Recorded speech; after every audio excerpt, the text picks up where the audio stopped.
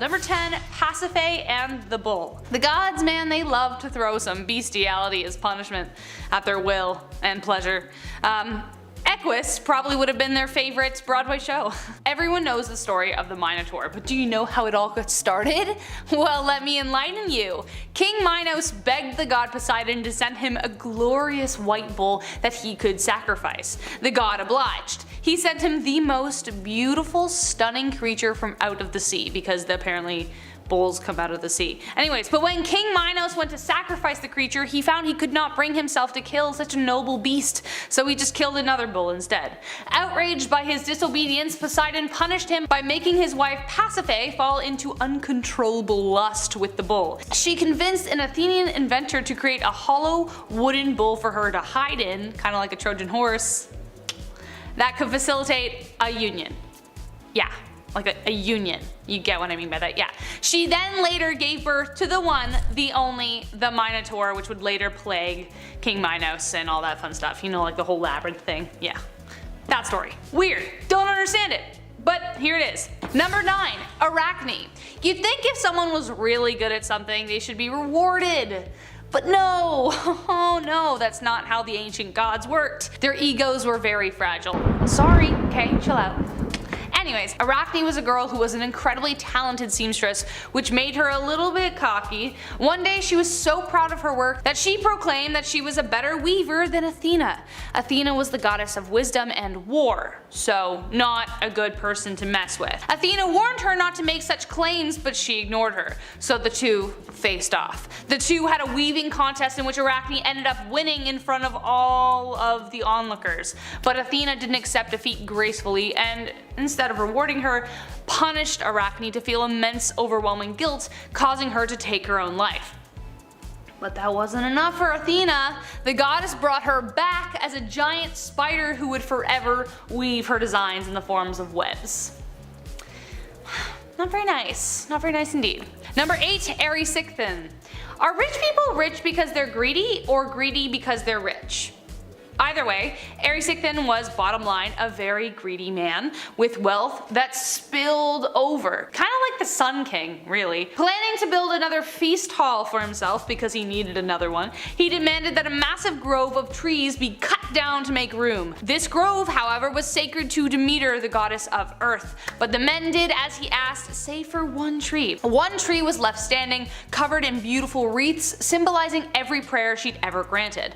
When the men wouldn't do it, Erysichthon tried to do it himself. While doing so, he killed the dryad who lived in the tree, which really didn't bode well with the goddess. To suit his greed, she set down Lemos, the divine representation of starvation. Overwhelmed by a formidable hunger, the more he ate, the more he desired. He sold off his entire fortune, including his own daughter, to buy more and more food, but nothing would slake his hunger. Finally, he began eating himself, bit by bit, until he finally perished in his own greed, destitute and alone. So, moral of the story is don't cut down trees. Or don't be greedy and don't cut down trees. Number 7, Leda and the swan. Like, Zeus, head of the gods, the one we all should be looking up to, was like questionably immoral, but like, I mean, when you're a god you can kind of do what you want. This story hurts my head because I just, like, how does A get to B? Anyways, Leda was the daughter of the king of Pleuron in Aetolia and wife to Tyndaris. One day she wandered by the river Eurotas and Zeus fell hard for this bathing beauty, but he just couldn't show up in his true form because 1, Hera, his wife and sister, was watching, and 2, she probably would explode if she saw his true form. So he went to Aphrodite to ask what to do, and she transformed him into an immaculate swan. By either seduction or nefarious action, there's two sides to the story. Some say her, and others say that she was into it, I don't know. Leda became pregnant either way and gave birth to 2 eggs. Eggs! Inside the eggs were 2 sets of twins. One, the infamous Helen of Troy and Polydeuces, and the other 2 were born from Leda's husband, Clytemnestra and Castor. One pair was immortal and the other mortal, which is also still confusing because, like, didn't Helen of Troy die? I don't know.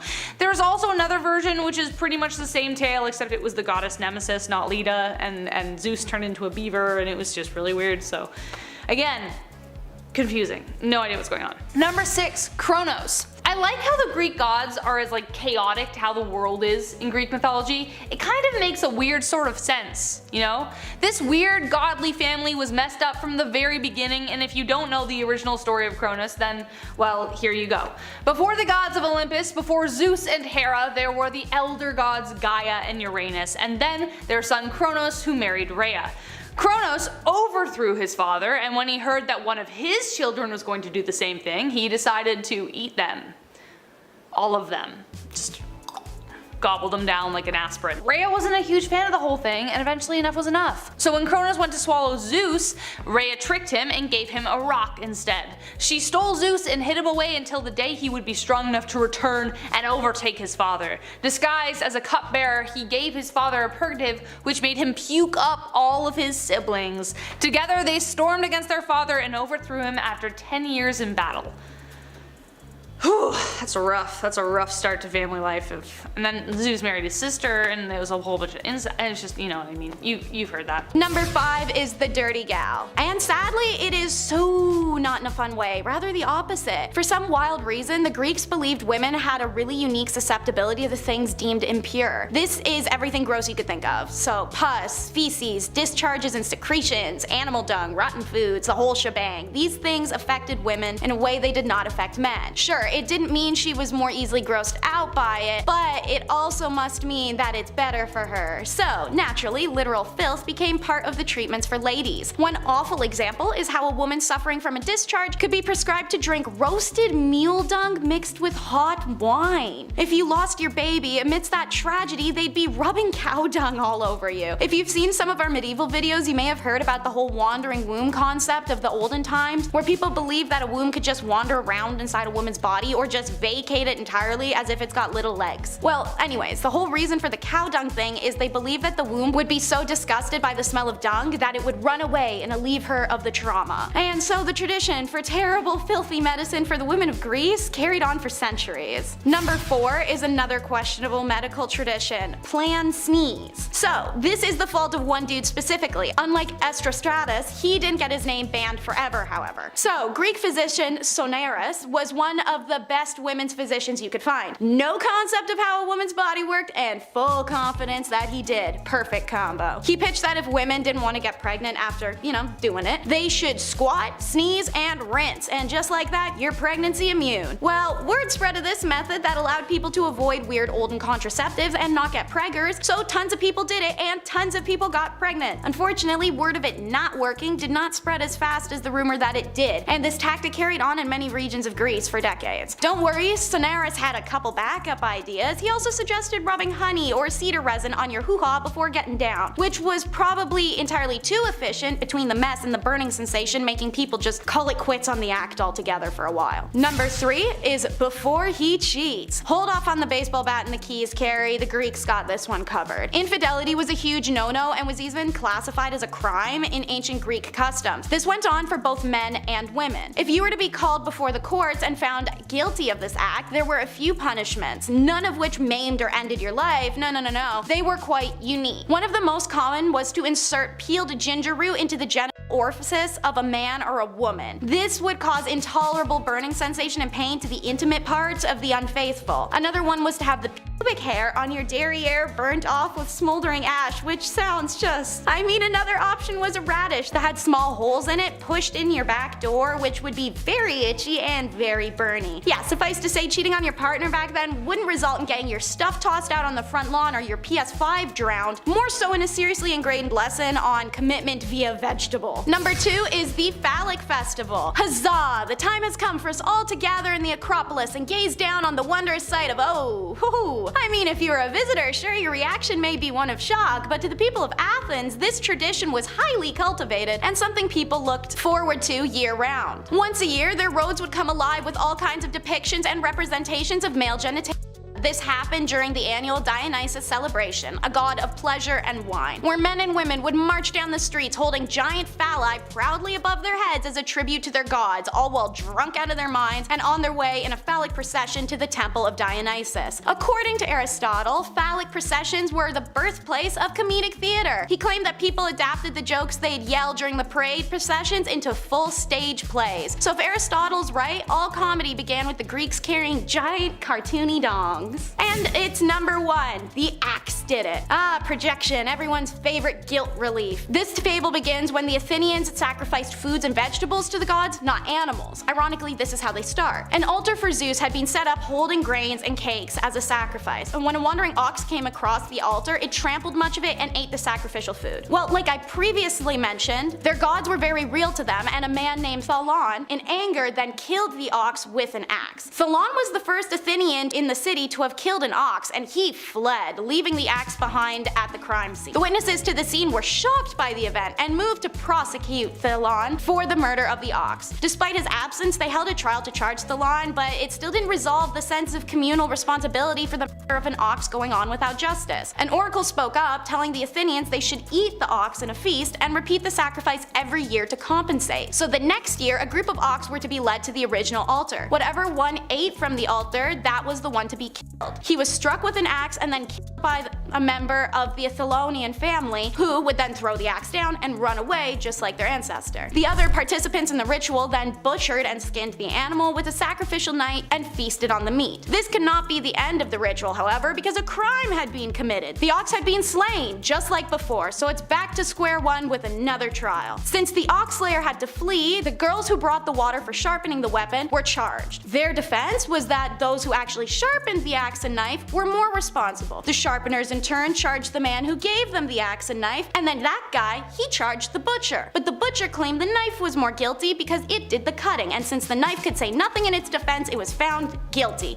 And then the knife was banished by being thrown into the sea. To conclude this bizarre ritual, back on Acropolis, the skin of the ox was stuffed, stood up, and harnessed to a plow, restoring it to its pre-sacrificial condition. And so they did this every year for centuries. The end. You've heard it before because it literally affects everything, but being a woman is up first. Likely as a result of the whole Pandora's box fiasco, wherein the first human, Pandora, is gifted a jar by Zeus on her wedding night, and he doesn't tell her, hey, don't open that. There's a bunch of demons in there that will, plague mankind. Pandora pops open her wedding gift, and just like that, Greek sexism is born. Distrust of women was embedded in the ancient Greek collective psyche pretty much from the start. Gender classicist Jaron Auckland describes the Greek opinion of a woman eloquently. Irresistibly beautiful, but parasitic and lazy artifact that sits in the house of a man and eats everything. This sexism floated across the realities of civic life, where women were unable to vote, own land, or inherit property. Females were often abandoned at birth, and girls' education focused more on preparation for child rearing than intellectual stimulation. Medical was laughable, and if a woman had an ailment,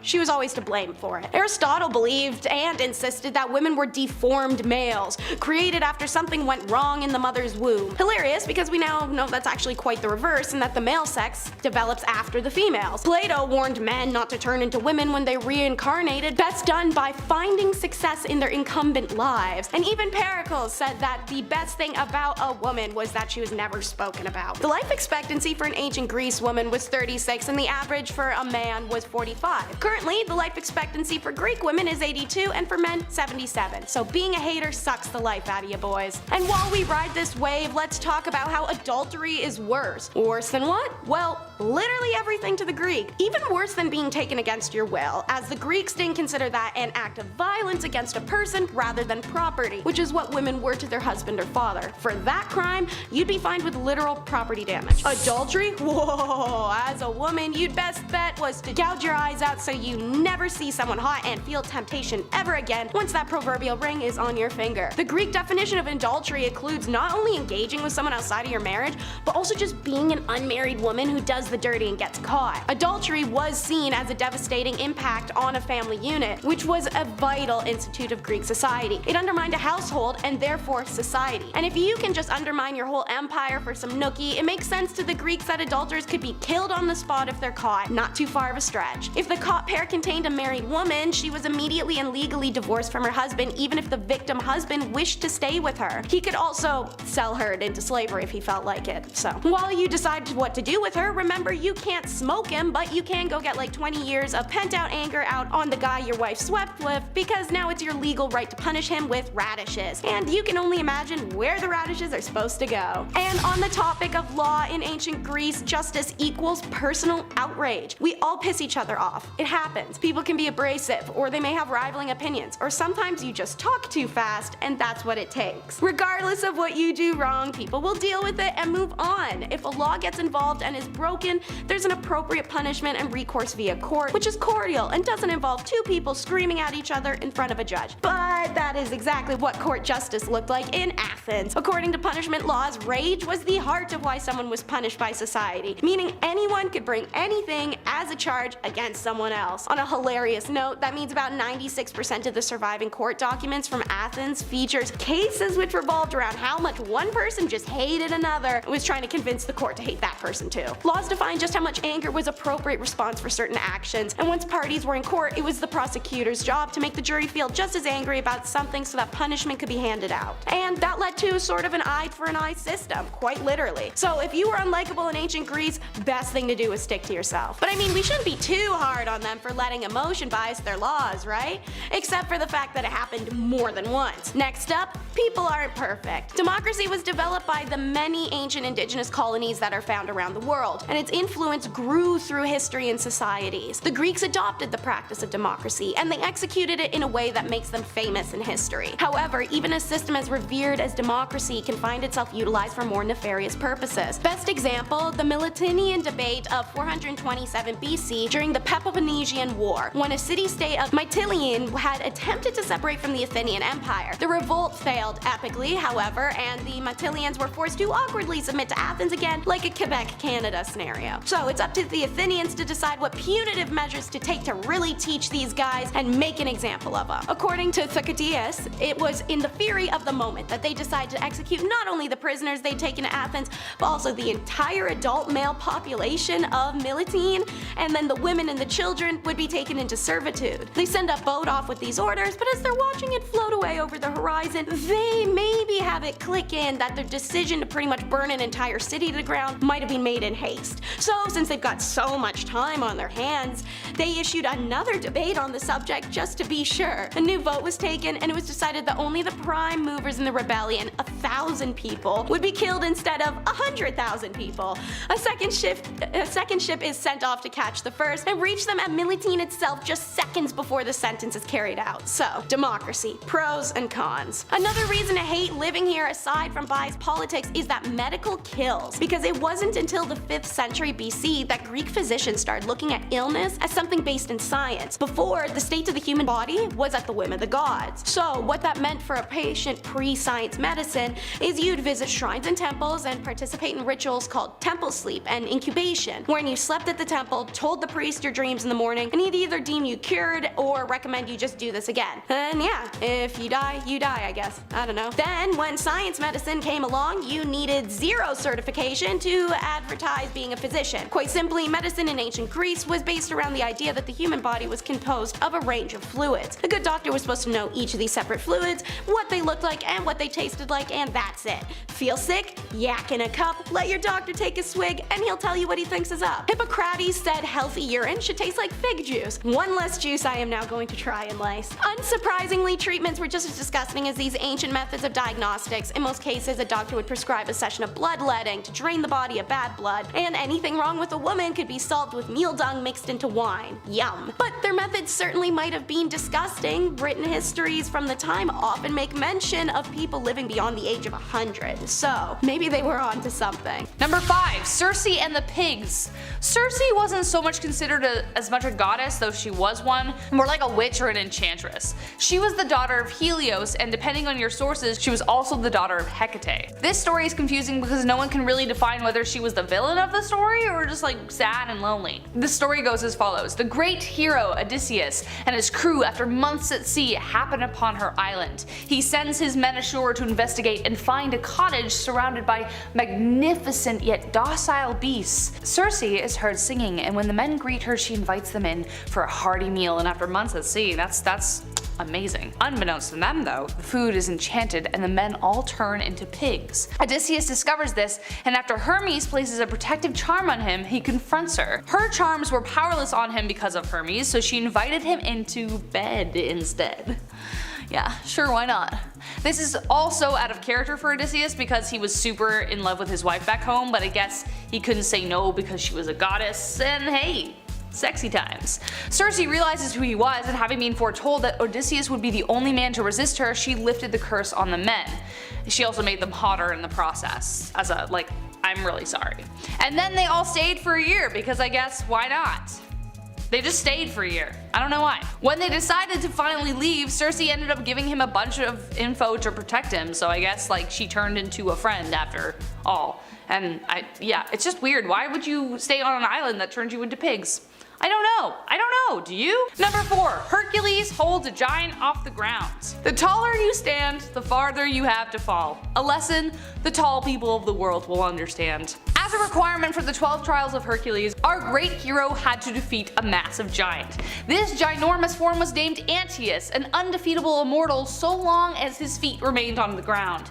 His mother was Gaia, the goddess of the earth, so like all his powers came from her. Duh. Antaeus was a big fan of wrestling, he loved it, and Hercules was a big strong guy, so they went at it. But in order to defeat him, all Hercules had to do was lift him off the ground and wait until his power drained from him. And that was that, because if he threw him on the ground, he would just like regenerate.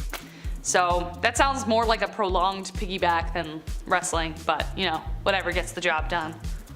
Good for you, buddy. And coming up to our top 3, we have number 3, Procrustes. Theseus dealt with a lot of interesting characters, and Procrustes was exactly how his name sounds. Crusty. If you ever find yourself wrapped up in a scheme designed to enforce uniformity by violent methods, then you may use the term Procrustean bed to adequately describe it. Procrustes was a serial taker of lives who had a very special bed. He would, like Skyron, soothe very weary travelers into a false sense of security by offering them a bed to stay for in the night. However, if you didn't fit on the bed, which no one did, he would either violently stretch you or trim you, to put it delicately, so that you would fit the bed. Obviously, all the travelers ended up dead. The notorious criminal lived between Athens and Ulysses, so coming across travelers was pretty easy. It was just a matter of time before Theseus would encounter him and set the record straight. Having heard of his crimes, Theseus decided to turn the tables and make Procrustes fit his own bed. So, what's even more confusing about this story is that Procrustes was the son of Poseidon, and so technically was Theseus' brother, so in a way, Theseus kind of committed fratricide, but Procrustes wasn't really behaving with godlike intentions, so I'm not sure where you can draw the line there. Number 2, Tantalus and Pelops. This one. Considering Tantalus was in such good rapport with the gods, I'm not sure why he did this. As we know, being on the gods' bad side even slightly leads to some pretty harsh punishment, so imagine really being on their bad side. Tantalus was the king of the land that is now Turkey today, and the gods thought he was just swell. So great, they'd even visit him from time to time for dinner. That sounds pretty good, man. Maybe they were awful dinner guests or something, but eventually Tantalus wanted to see how far he could push his luck. He devised a test that would determine whether the gods were all-knowing. He could have been like, how many fingers do I have behind my back? He could have been like, how many apples are in my dungeon? He could have done something random like that, but instead he did the last thing you would think of. Tantalus killed his son Pelops, cooked him up, and served him for dinner. Of course, the gods were wise to it as soon as they sat down, and considering a father eating his children was a pretty sensitive topic, Cronus, they were not pleased. The only god who ate some of Pelops was Demeter, who was blinded by grief over the loss of her daughter Persephone because she was downstairs with Hades. Needless to say, they were pissed. Zeus threw Tantalus into the abyss of Tartarus to endure an eternity of torment. His punishment was to spend the rest of time waist deep in water with a fruit tree hanging above him. Each time he went to take a drink, the water receded, and every time he went to take a bite of the fruit, the wind would blow it off course. However, as soon as he stopped lunging for it, everything would return back to normal and tempt him even further. Happy ending for Pelops though, since Demeter ate part of him, they brought him back to life, and he was turned into ivory. Pretty good. Pretty good for him. Number 1, Endymion. This story isn't exactly linear, so it remains one of the most confusing tales because it was likely pieced together. The issue for historians is that no complete story exists of it today, but we know it's about the love between the goddess of the moon, Selene, and a human man. In some versions he was the son of Thelyus, others say he was raised by him, but was actually the son of Zeus. Some say he was a shepherd, others a king, but either way, this guy spent a lot of time outside at night beneath the moon. Sometimes he would even stay up all night charting the path of the moon, ignoring the desire to sleep. Soon Selene fell deeply in love with Endymion, a strikingly handsome mortal man. Selene could no longer ignore her desire and decided to visit her love, abandoning the sky altogether. Softly, gently, she crept up upon him to avoid frightening him, but the two were swept away by the throes of love, but her adoration distracted her from her duties. In addition to that, Endymion was mortal, meaning their love would be short-lived in his mortal life. So Zeus, either for punishment or pity of Selene, put her lover into a deep frozen sleep so that she may always see her love as a young man. But little more is known actually if that was punishment or pity. But hey, it's kind of beautiful. Number 10. The classic. Alexander the Great is probably the most infamous person on this list. Shout out again to my late 90s PC gamers, but because of Age of Empires and Civilization games, you are probably familiar with old Alexander, one of the great conquerors of ancient times. So what does that mean exactly? Well, the man wasn't asking for land with please and thank you. He was asking with a spear and a shield, sort of style. And by asking, I mean just taking. However, for the brutal, handsome young king of many lands, his time to bask in his empire was short-lived, as he died soon after Persia was conquered. His achievements cannot be understated, however. Conquering so much at such a young age was very impressive, comparative to the mythological Achilles in grandeur. Number 9. A man in his barrel. This is going to be very difficult to talk about, simply because I find the premise of this to be comedy gold. Okay, close your eyes. Imagine ancient Greece. A city like Athens is populated with the wealthy in gowns and robes, and maybe even a stereotypical toga. Buildings of white stone and marble. A market bustling with people haggling for fresh produce and cloth. Perhaps even a fountain with some flowers. Beautiful, isn't it? However, just around the corner, not too far from the town square, there's a barrel. A barrel that's shaking vigorously. And what is causing this barrel to shake? Well, that would be the man who lives in it, Diogenes. Yes, a philosopher who was self-gratifying himself in a barrel in public. Diogenes defended his behavior by saying how he wished it was as easy to relieve hunger by rubbing an empty stomach. Yeah, I was sitting in my study earlier when a courier handed me a letter. I opened the letter in a warm candlelight glow. It was from the chief. And he said that's not it. Number 8, trendsetter. As if doing what Diogenes did in public wasn't bad enough, and I mean, come on, that's pretty scandalous, he also would commonly defecate in public theaters and urinate on those he found annoying. Sure, maybe major cities need people like this. I mean, come on, would New York City really be New York City if crazy people don't yell at you on the streets all the time? Huh? Diogenes just may have been the first to do such crazy things. Also, I'd like to argue his philosophy. If you just give me a moment, if he pees on people who are annoying him, could the people that are being peed on not deem that annoying and then do the same in return? I'm not a smart guy like the Greek leaders, but at least I know how to use a washroom. Just saying. Number 7, high fashion. I say if you got it, flaunt it. Humbly, of course. Maybe a nice pair of shoes, your favorite pants, or for me, a brand new suit that makes me feel gorgeous, baby, yeah. But for the most part, I shop at Walmart. Let's be honest, I don't have that kind of money for the Gucci flip-flops down to the socks. However, for the great Greek philosophers like Socrates, they were wealthy enough to enjoy a literal finer cut of cloth. Yes, they could, but Socrates said no. I want the peasant look, please. Apparently, the wise Greek man often didn't wear shoes and always wore the same ratty coat. It's also said that Socrates wasn't exactly a good looker. Put on some shoes though, that'd be rough. You're walking around all day with no shoes on? Oh, those would be rough looking feet, buddy. Number 6, smart streaker. Anyone that's ever spent time with a physics professor has probably heard the story 100 times, and that professor probably genuinely thinks this is a funny story. Archimedes, the famed Greek philosopher, made a strange discovery.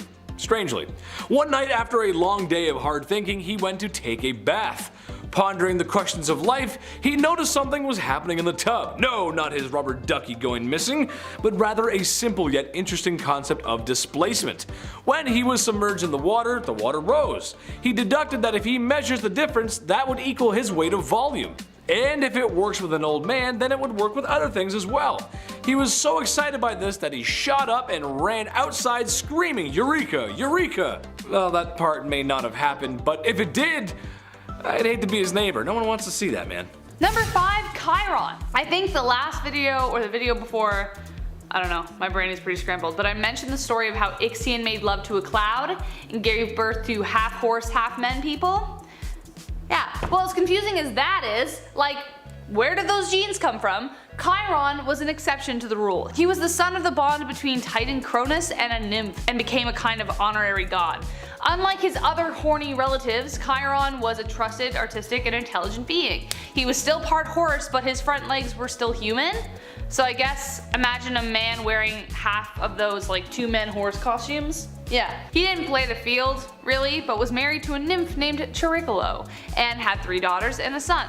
He trained fantastic heroes such as Achilles, Jason, Perseus, Ajax, and Hercules or Hercules. But his most noble act was giving up his mortality in order to free Prometheus. As a reward for his sacrifice, he became a fantastic constellation in the sky. Number 4, Delphine. The most confusing thing about Delphine is actually what she was supposed to be. A python, a dragon, and some ancient accounts equate her with Echidna, the mother of all monsters, a half woman, half snake being. She has also been confused for a male serpent, but according to the earliest Homeric hymn, she was a girl dragon. Anyone get that reference? No? Okay, moving on. There are quite a few different accounts of the goddess, and descriptions of her aren't really consistent, but we do know that she was a dragon type thing born from Gaia, the Greek goddess of earth. Her name means womb, and only us ladies really understand why a womb would be depicted as a dragon. The time of the month, I know. Delphine was given the charge of guarding the Oracle of Delphi. For some reason, Apollo really wanted to control it, so Delphine and him went head to head on several occasions. He eventually slew her with his bow, allowing him to take control, so unfortunately that happened. But hey, he's a god. Number 3, Medusa. The origin of her story has a few versions, but no matter what way of getting there, she ends up as a gorgon. Her hair full of snakes and armed with a petrifying gaze, Medusa is one of the most prominent figures in Greek mythology. The story of Medusa has come under some confusion recently. Some say that the god of Poseidon took her without consent, violating her oath to Athena, and therefore the goddess punished her. Some say it was consensual, some say that she just insulted Athena somehow, but this is the most popular story. Medusa, as a mortal woman, was said to be the most beautiful woman in the world, but remained an enchanting and steadfast priestess for Athena. Though at first Athena was proud of her subject, she became irritated that the people were only at the temple to see her, because she was fire. Poseidon didn't like Athena because she won Athens, so he tried to seduce the young maiden to get her angry. She refused because she's awesome and ran to the temple and prayed to Athena for protection, which the goddess gave her none, so Poseidon took her anyways. Athena punished her, saying it was her fault, though like, obviously it wasn't. Where the heck were you, Athena? Bad move. You'd think Athena would be half decent in this situation, but guess not. So she turned her into this ferocious gorgon, and then on the way out of the temple she ran into her best friend and turned him into stone and a whole bunch of other people. It's a really sad story. She wasn't a monster. I don't think so anyways. Number 2, Pygmalion and Galatea. We talked about Narcissus, and this story is kind of in the same vein. Like, you know, You fall in love with your own work of art? The world is wide and strange, and people marrying cars and objects is actually far from myth. It's actually happened. But like, why? How? No clue. Which brings us to the strange tale of Pygmalion and Galatea. Pygmalion was a sculptor and carved incredible lifelike ivory creations. His dedication to his craft left him no time for love, and even swore to a life without wedlock. But this longing one day manifested in a statue he carved of a woman of unparalleled beauty. He could not take his eyes off his creation and named her Galatea. He clothed her, decorated her, kissed her. The guy was obsessed. The festival of Aphrodite was approaching, and he prayed and prayed she would come to life so he could marry her. Aphrodite, upon seeing the sculptor, was awestruck by her beauty and agreed. As you can guess, though unlike most Greek love stories, they lived happily ever after, which is unfamiliar for the Greeks, honestly. So many tragic stories. Greek tragedy is a thing. Number 1, last but not least, Io and Zeus. Yet another reason to be wary of clouds. I honestly don't know how the gods made love via vapor, but some things we will just never know. Io was a follower of Hera, and Zeus, upon seeing her one day, fell hard in love, or in lust.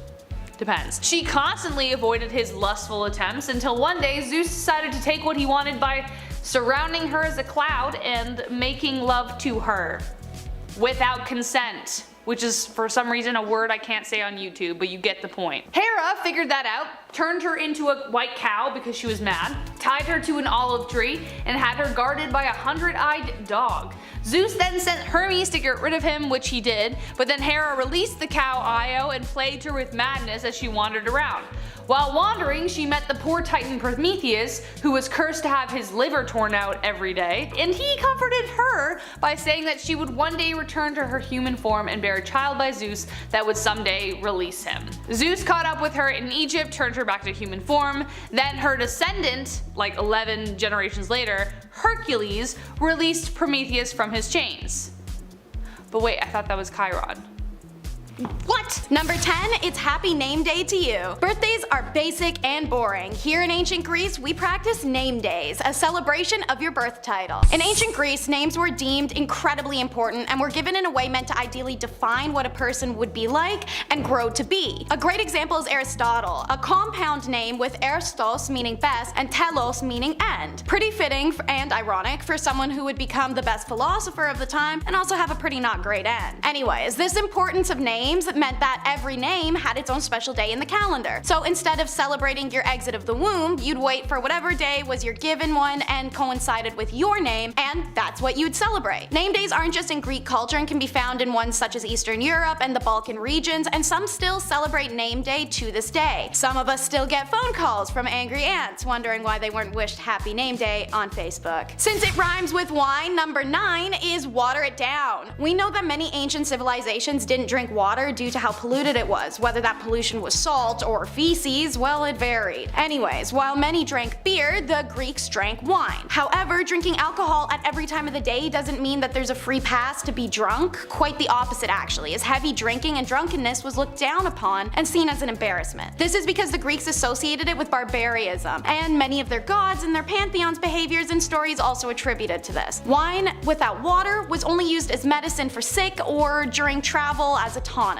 As a result, the Greeks may have been pounding back the wine, but it was water diluted ratio, so the standard was 1:4. They even had a special container for mixing, boiling, and then cooling this diluted mixture. Oh, and by the way, it was seawater they were using, because apparently, to quote, seawater gives the wine a curious salinity which mixes with the sweetness of the grape and produces a delicate taste, while at the same time preserving the wine for longer. Number 8 is He Who Must Not Be Named. This is one of the pettiest and most specific ones you'll probably ever hear, and it's all because one dude screwed up so phenomenally it started an actual tradition. So what happened here was there was this Greek shepherd named Erysichthon, and this guy had an idea one day to, set fire to and destroy the temple of Artemis in Ephesus. So keep in mind, he did this in an era where the Greeks revered their gods the way that modern day religions like Christianity, Judaism, Islam, etc. do. These gods are real to them, so why would they destroy her temple? Which, by the way, is one of the 7 wonders of the ancient world in our modern times. time. When pissed off Greeks came and found him to ask that same question, Erysichthon essentially said his only intention in doing this was to achieve fame and his name to go on into history, the way that Alexander or Achilles had. He didn't care if it was in a good or a bad way, he just wanted that. Well, the entirety of Greece collectively said F that once his intentions were revealed. Mentioning his name or naming children Erysichthon was forbidden at the risk of being sentenced to death penalty. And so it became tradition that no one in Greece was to have that name. Number 7 is don't open dead outside. In traditional Grecian lore, it was said that there was these walking dead as creatures. Legend forewarns that these creatures would rise from the graves at night to knock on the door of innocent civilians, saying their names repetitively as a lure to open up, as these creatures, kinda in a vampire fashion, have to be invited in. If you didn't answer your door on the first knock, you were safe and no harm could come to you. However, if people were unfortunate enough to answer, they would die after a few days and then would be transformed into one of these creatures themselves. This is why the Greeks had a tradition, arguably even a superstition, that you should never answer the door on the first knock. Many still follow this tradition to date. Number 6, you don't want to be the bigger man. We've all seen the Grecian statues, whether in photo format or lucky enough to see them in galleries or in the countries themselves. But what we can all agree on is there's one added appendage that's hard to avoid noticing. Or is it? You may have noticed on male statues from ancient Greece that while they include his private regions, they are noticeably quite, well, small on every single statue. Well, this is a tradition that actually has an explanation that's nothing to do with shrinkage. In ancient Greece, a small package was actually coveted and seen as the pinnacle of male form. This is because it was consistently depicted in their lore that being well endowed was something for the mundane or barbarians. So traditionally in ancient lore, only foolish males ruled by lust had large, well, you get the idea. Finally, an explanation for the question we've all thought, nobody said out loud. Number 5, Statue of Zeus. Another one of the ancient wonders of the world. The statue of Zeus was a giant seated figure depicting the almighty Greek boy at 41 feet tall. Made by the Greek sculptor Phidias around 435 BC, built inside the temple of Zeus. The statue was made of gold and ivory, totally non-opulent resources, ornamented with ebony, ivory, and more gold. Can never have enough. However, it was lost during the 5th century, and really the only details we know about it are from the ancient Greek descriptions and representations on coins. When I pass, hopefully I'll have left enough comedy for the world to enjoy. Maybe I'll get an opulent statue too. Just no ivory though, that's cruel. So maybe we'll go for like an all maple wood statue or something, since I'm Canadian. Yeah, that sounds pretty good. Maybe like nickel for Sudbury or something, I don't know, something like that. Number 4, Constitution of Athens. The Declaration of Independence. Can you get a more important artifact from the past that shows how things worked? The playbook on democracy and freedom. God bless America. That bad boy is locked up tight. It's important. Just make sure Nicolas Cage isn't anywhere near it. Well, the Constitution of Athens was equally as important, but well, it wasn't Nicolas Cage, but we did lose it. Parts of it were recovered from a papyrus in the late 1800s, but more confusing than that is there seems to be 2 of them. For some reason. It doesn't seem to be a copy either. One possibly a student of Socrates, or perhaps one of Zenos. Truth is, we're not sure, and that's why it's on this list. At least we know John Hancock signed the Declaration of Independence. Put a big old signature right there. And now we know, and it's locked up. Nicolas Cage can't get it. Number 3, Pythagoras. A squared plus B squared equals C, or something like that. Or as Google calls it, the square of the longest side of a right triangle is equal to the sum of the squares of the remaining 2 shorter sides.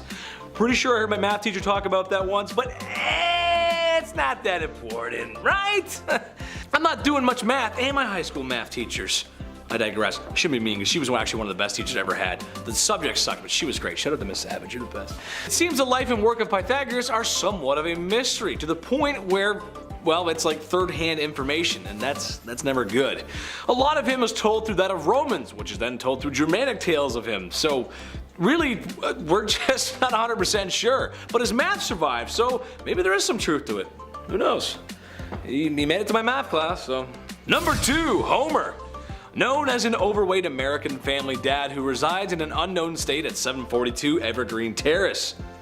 Just kidding, we're talking about the smart Homer, who arguably wrote 2 of the best literatures ever, the Iliad and the Odyssey. Some historians believe that Homer may not have actually existed though, and just like his yellow counterpart. There are some that think perhaps Homer was just a writer's name and it was actually a teamwork of actual writers who composed the work. It doesn't change the work, but well, Probably just never know. Number 1. Lost Island. Greeks seem to have a knack for losing islands in the ocean.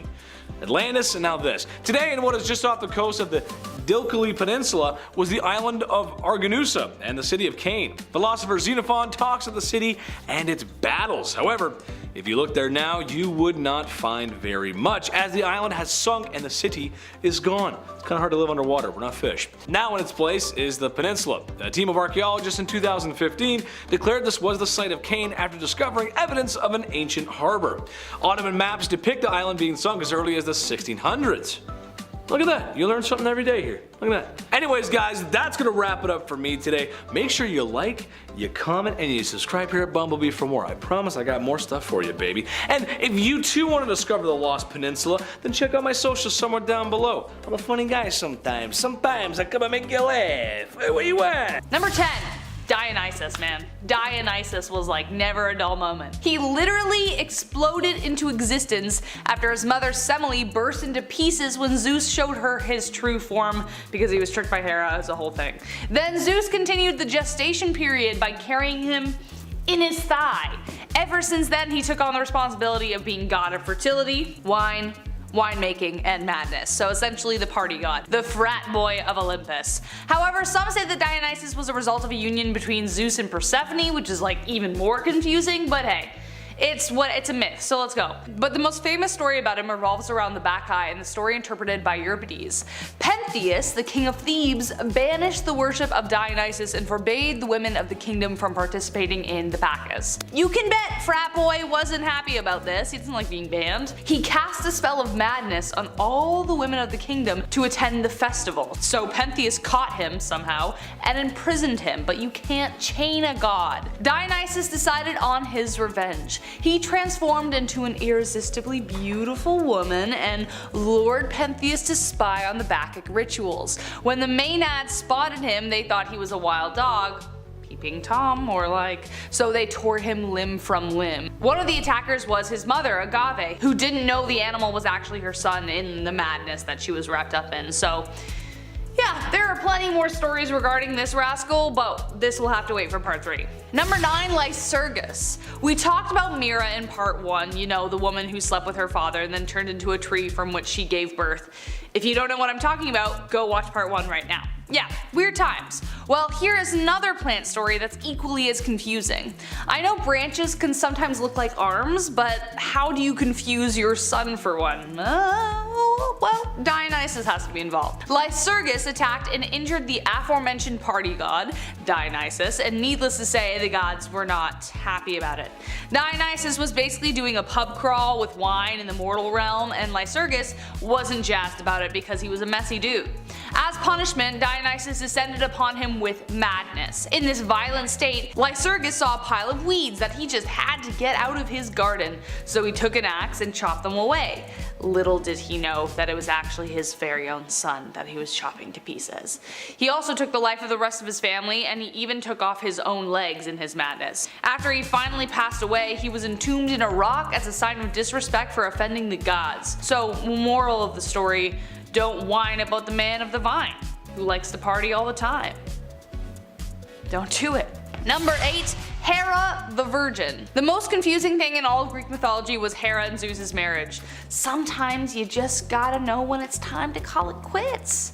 Between them being siblings, Zeus cheating on her all the time, Hera killing people over jealousy and spite, things were just messy. But did you know that Hera actually grew back her virginity annually?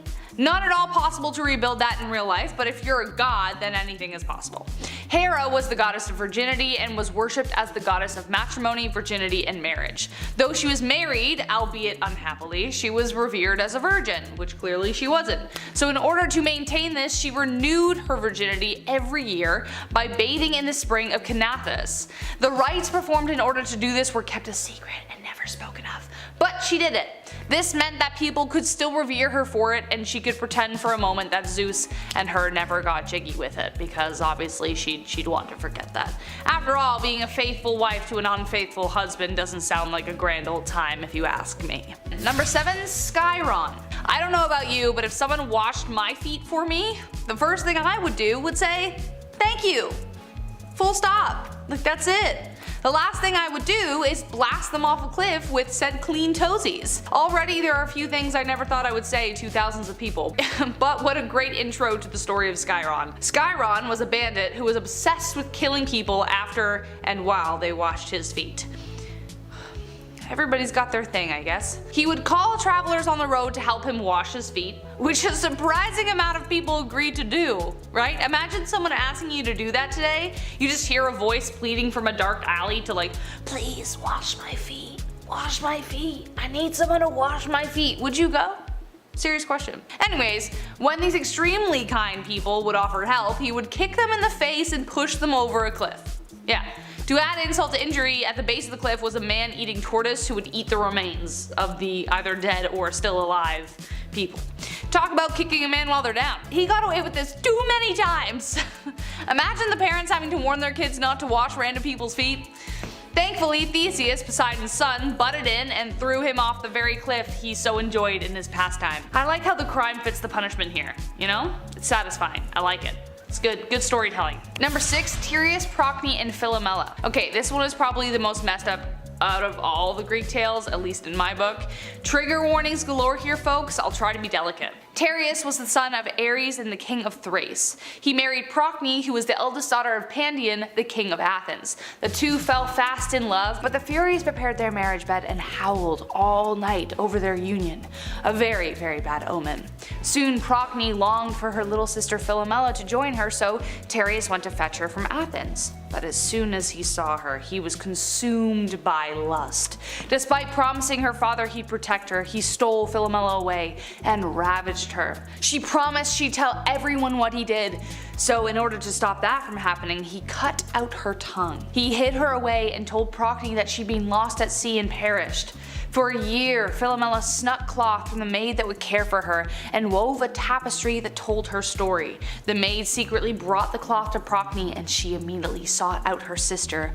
Fueled by rage, she took her revenge. She stole the life of their own son, Itis, and fed him to Tereus for dinner. When he called for him, Procne revealed her sister and pointed to the stew that the king had finished. Tereus flew into a rage and gave chase, but the two women changed into birds to evade him. Birds. Okay. Procne turned into a swallow, Philomela a nightingale, and Tereus soon followed suit by the ravenous hoopoe bird. Would have thought it would be like a raven or like a hawk, but nope, he got the hoopoe bird. Okay. Number 5, Sisyphus. Oh baby, do I feel this one. Story of my life, honestly, day late and a dollar short. Some of you folks at home may also share the same fate as me and this chiseled Greek man doomed for eternity. This one is also one of my favorites. Basically, Sisyphus was cheating the devil. Cheating death itself, actually. After sliming his way out of the underworld one too many times, Big Daddy Zeus had to intervene. Also, when I say I relate to him, it's not because I'm a trickster who cheats my demise or cheats the devil or Hades. I'll explain. So, after Sisyphus had done what he'd done, Zeus sentenced him to roll a giant boulder up a hill for eternity. When he gets to the top, she rolls back down to the bottom and he has to start all over again. Every day for the rest of time. Not just life, for time. Sometimes in life it feels like you're on a grind and you work and work and work, and sometimes you go right back to square one no matter how hard you work. That sucks and that can be exhausting, but never give up, because Chetty ain't, and neither should you. Number 4, King Midas. The lesson in this one, folks, is to be careful what you wish for. King Midas was being granted a wish. He wished for anything I touch be turned to gold. Now, I'm not an economist because I already have too many jobs on the internet, but you can imagine how at today's rate of gold, how wealthy you would be. Sheesh! Yeah, gold was valuable back then, but now, wowie woo. So his wish was granted, and everything he touched turned to gold, which, for a good couple hours, must have been the most fun anyone has ever had, ever. Dude was seeing drachma signs. However, this wealthy gift he had been given quickly turned into a curse, or a burden. Everything he touched turned to gold. That included his food. Because of this, he starved. To fix this burden, he bathed in a river, and it's said that's why gold can be found in that river. I wouldn't mind having that power myself, but if I made food gold, or even worse, what if I made my beer gold? Number 3, Narcissus. This one's in the name. Basically, there was a guy named Narcissus, and he was gorgeous. Like George Clooney, Brad Pitt, Ryan Reynolds gorgeous. All put together. Oh. And he knew it, and he loved his image. Now, as a guy who goes on camera every day, naturally, you hate yourself. You hate your self-image. That's how it goes. Ask anyone here, they would tell you the same thing. But also, as someone who's on camera every day and funny from time to time, you kind of like yourself on camera and you kind of like your self-image. It's a very strange relationship we have. However, no one is as bad as it comes to as Narcissus. One day in the forest he came across a body of water where he saw his reflection cast, and it was so handsome, so gorgeous, that he couldn't look away. Ever. Hence the name Narcissist, or Narcissist. Or what most girls in high school find out what their boyfriends have. Narcissism. Ladies, let me know. Have you ever dated someone who has narcissism or looked in the mirror too long? Let me know, I'm curious. Number 2, Medusa. I feel like a lot of people know this one. Medusa, the half beautiful lady, half head of snakes in her head, and half monster thing with powers. Yes, I realize that was 3 halves and that doesn't add up, but you're talking to a guy who was voted class clown in the high school yearbook and not voted most likely to succeed in math. Because I just wouldn't. But she was the Gorgon monster who would turn men into stone. I do know that. If they looked into her eyes. That wasn't until your boy Perseus showed up like Link with a mirror shield and gave her a taste of her own medicine. What's the lesson on this one? I'm not sure. Maybe it's don't be so sure of your abilities. Maybe it's seeing things through. Or maybe it's having an extensive knowledge of tactics from a late 90s Nintendo character. That you never know when you're going to need that. You never know. I know that stuff. That can come in handy. Number 1, Pandora's box. I know you guys know this one, but this one is so simple. At first glance, it's not about turning things into gold or weird snakehead ladies or giants rising from beneath the earth to fight each other. It's a box. Something ain't good in that box, but it's just a box. So don't open it. I'm gonna say it again because there's gonna be people in the comment section that are gonna say, but Chetty, because you said don't open it, that means I really wanna open it. Imagine I'm Robert De Niro telling you not to open it. Nope, no way. Nope, not gonna happen. Nope, null and void. Don't do it. Don't do it. That's how you know I'm serious, because I did a bad impression. Oh great, somebody opened it. Yes, that's right, Pandora's box was opened and it said that all the evils of the world were released from the box. Good tale, good moral, but who the heck thought putting all those evil things in the world in the box was a great idea? Whatever happened to just having memento boxes? You know, you open up a thing like this is the time I farted on camera, this is the time I went to the cottage, you know what I mean? Whatever happened to that? Number 10, Pandora's box. I don't understand. Why would you even have a box like this in the first place? According to Greek mythology, the beginning of the earth was free of pain and suffering. The land was perfect, kind of like, exactly like Eden.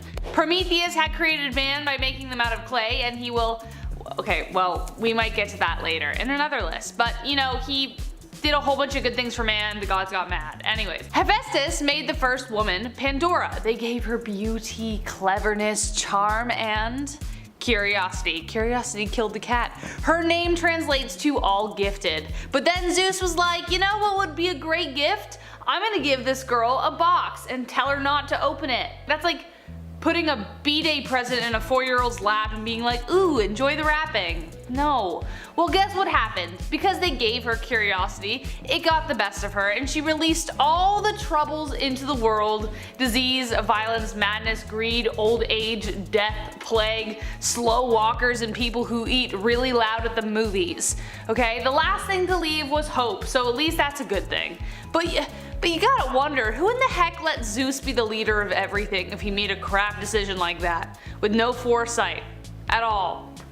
Why put that stuff in a box? I don't know. Stop it. You're fine. Number 9, Echo and Narcissus. Look, there's nothing wrong with doing a fit check before you leave for work. Give yourself like a, ooh, damn, you know? Do that. Love yourself. But if you're stuck there for the whole day, there's a thing called being a narcissist, which is derived from a character in Greek mythology named Narcissus.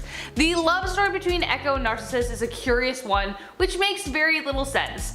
Echo was a beautiful nymph who was cursed by Hera when she tried to protect Zeus from getting caught because he was swing. She was now only allowed to say the last word anyone said, hence Echo. Echo was just one of many who pursued Narcissus, but her love was deep and true. One day, as she waited for him to say the last word, she finally went to him when he called her. Immediately, he spurned her off, saying like, no, no one's better than me, so get out of here, you nymph. You called her, dude. The goddess Nemesis wasn't pleased with his behavior, so she decided to punish him. Nemesis lured him to a steady pool of water where he spotted the most beautiful thing he'd ever seen. Himself, and he fell passionately in love. Stung by the pangs of unrequited love at last, Narcissus took his own life rather than live without being able to touch himself. Moving on. Number 8, King Midas. Whoever used the term Midas touch and thought it was a good thing needs to read the story again. The Midas touch is an allusion to King Midas, who thought having the power to turn everything into gold was gonna be a good thing, but he didn't specify, and there's always a catch. There's always a catch. After Midas welcomed with open arms Dionysus's merriest reveler, Dionysus said he would give him one wish. He wished to turn everything he touched into gold, because he needed money. He was delighted at first, turning twigs and plants to gold, but then when he got hungry, he found he couldn't eat or drink anything without it turning into gold. Panicking, his daughter ran towards him to comfort him. Out of instinct, he hugged her back because he was a hugger. She soon turned into gold. Dionysus heard his curses and prayers and told him he must wash himself in the river Patroclus. Now, whether everything turned back to normal is debatable. Some stories say they did, others didn't, so there is some confusion there. But either way, Midas learned to appreciate all the things around him as opposed to wanting more. Morals. Number 7, Daedalus and Icarus. We all wanted to jump off the roof when we were kids with wings made from paper to see if we could fly. I mean, why not? Massive metal planes are able to do it, why can't we? Literally, planes are insane. Side note, because science, that's why. But with stories like Daedalus and Icarus, a part of me still thinks it could work, as long as you don't fly too close to the sun.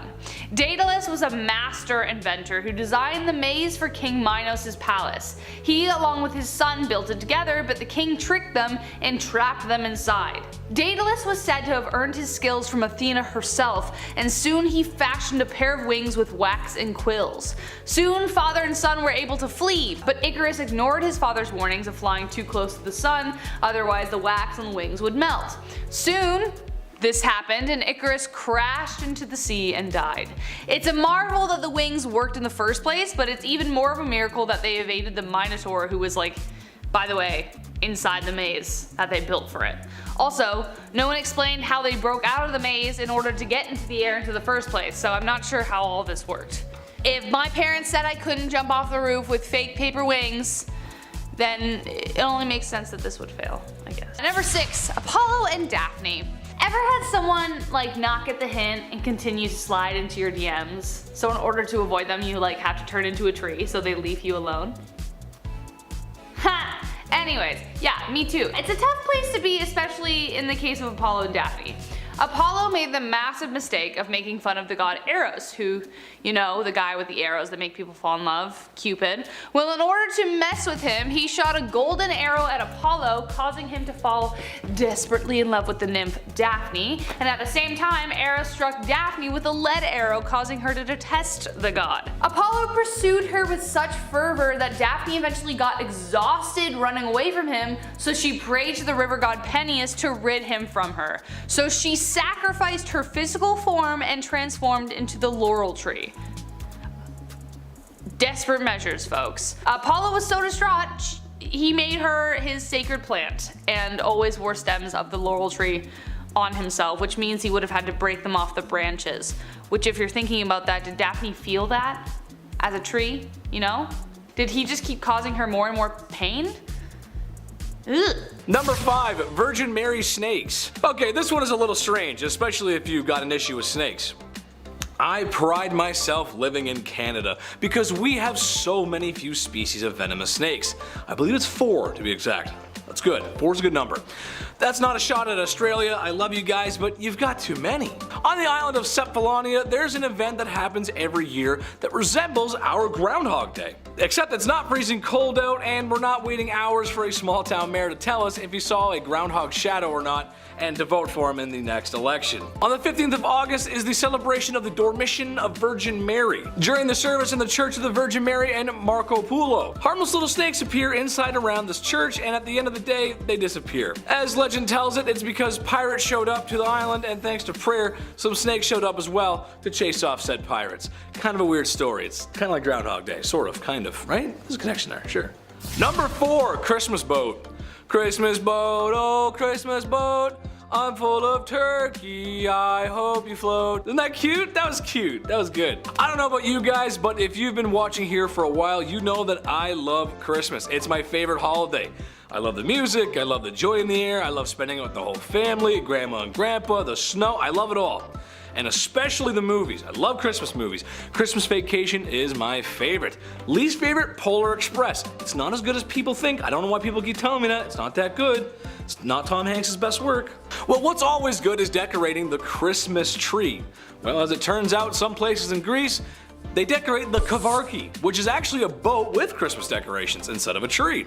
I can go either way, but with the boat, there's less pine needles to clean up and less for the family pet to eat and eventually vomit on the Christmas tree. That happens every year. I swear I got a cat and it just does a little hairball on the little thing around the Christmas tree. The skirt, that's what it's called, the skirt. Anyway, number 3. Procrustes. This is the big one, baby. It's the one all Greeks wait for, or at least so I'm told. She starts off with a big fat church meeting and then no eating meat. No, don't. The whole thing lasts weeks with a surplus of dairy, cheese, and wine consumption, which is just fine by me. Then the masks get busted out, kind of similar to Mardi Gras and other Western Christian celebrations of the sort. Hey, if there's ever some lovely Greek fans out there, Taylor, Adam, and I could go for some delicious Greek cooking. We're all hungry boys, just saying. There's also an assortment of parades that look pretty fun too, the biggest one being in Patra. So in a nutshell, it's Greek Mardi Gras, just less sin. Number 2, Clean Monday. This is where we clean ourselves up. It's the Monday that ends the festivities. Some of you may know it as Lent, but this is huge in Greece. This is where we give up all of our meat eating and we eat seafood. Because, you know, fish, that's not meat for some reason. Right? It's weird. But it's 40 days of repenting, letting go of your sin, and all the mischief of the festival that you may or may not have partaken in. No need to bring up how much wine I drank. But I guess every party has to come to an end, right? And coming into the number 1 spot today, we have plate smashing. Oppa! Now how could I mention any Greek party or celebration without a plate breaking? It's been around for a long time, and how can you make this list without talking about plate smashing and Greek weddings? Any regular Greek wedding beats any of these holidays any day of the week. Enough food to feed an army, literally, music, dancing, and enough wine to sink a ship. All of this as soon as the bride and groom break the plate. It's beautiful. I love it. Shout out to the Danforth, you know what I'm saying? Number 10, hotel speed. Okay, picture this. You're young and in a hotel with your parents. Maybe it's a vacation, maybe it's a trip, or maybe it's a hockey game. Nice. Nonetheless, you find yourself in a long hallway with a strange looking carpet. Hotel hallways always have weird carpets, I don't know. Maybe it's the giant hamburger and milkshake you just ate. Maybe it's the hotel TV, or the excitement of just not being at home. But something has changed. You're different. Your powers have been amplified. For this corridor will be your personal racetrack. A shame Guinness World Records isn't here to clock you in at max speed, because for some reason if you fly down that hallway any faster, the rug would catch fire. Yes, the joys of running down a hotel hallway. This is probably how the first Olympians felt at the first Olympic Games. I'm comparing it to that for some reason, sure we'll go with it. Where the only event at these Olympic Games was running. Like many of the other events that would later come later on, this was done without clothing, which is fine. As long as you're, not doing that in the hotel hallway. Keep clothes on. Number 9, WWE, brother. Only if you could have seen the look on my face when I discovered that wrestling in the WWE isn't as real as I thought it was. The shock, the confusion, and the loud ringing in my ear. It was pretty serious for me. I got really into it as a kid. Gave me some Vietnam flashbacks, seriously.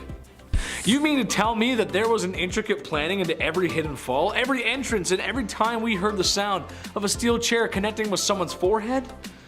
Oh man, As a kid, I never would have guessed that, but when the Undertaker walks in a room, you take notice. Those thoughts just go away.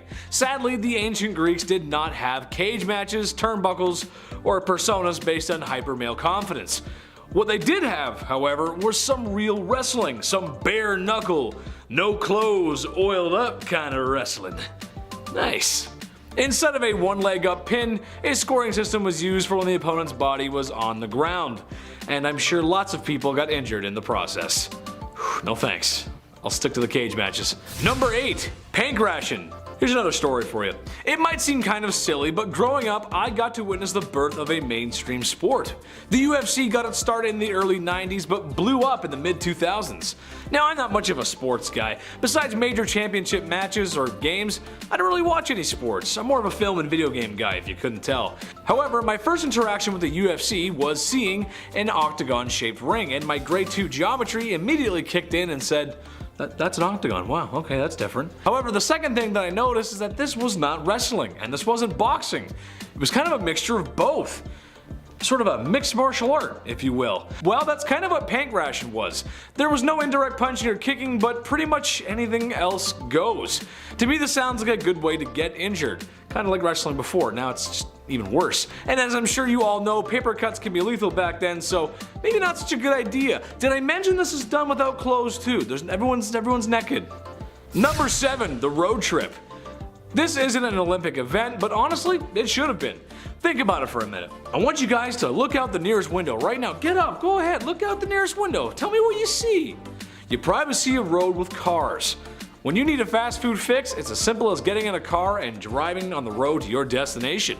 Or getting it delivered with your favorite food delivery app. It's 2022, we can do a lot of crazy stuff now. What I'm getting at is that people from all over the Greek city-states came to Olympia to witness the first Olympics. Except, you know, it would have been a triathlon just to get there. Frankly, my biggest fear, walking.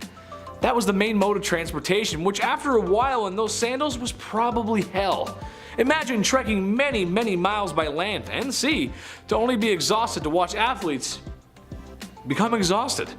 Oh, I need some water just thinking about it. Woo. Number 6, peace. Peace. What's better than a good war? A better armistice, or at least I'd like to hope so.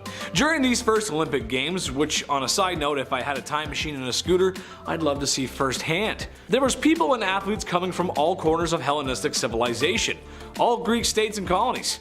Well, sometimes these Greek states got caught up in these little things called wars. Who knew, right? But when the Olympics were on, a truce was called. Messengers were dispatched to announce the truce, which gave all the people traveling on their long treks safe passage. I also find it somewhat amusing that they did this all for one day. That's right, the events only lasted one day. Some folks did days of traveling only to have it all be over in 24 hours. The opening ceremony couldn't have taken that long either, so I feel like it's kind of a waste of time. Only if we got some of that peace right now. Russia is looking at Ukraine a certain kind of way, just waiting to act up. Bad Russia, stay in your corner. Number 5, the story of Mira.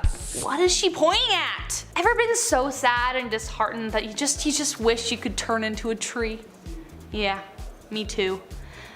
Then people could just leave me alone.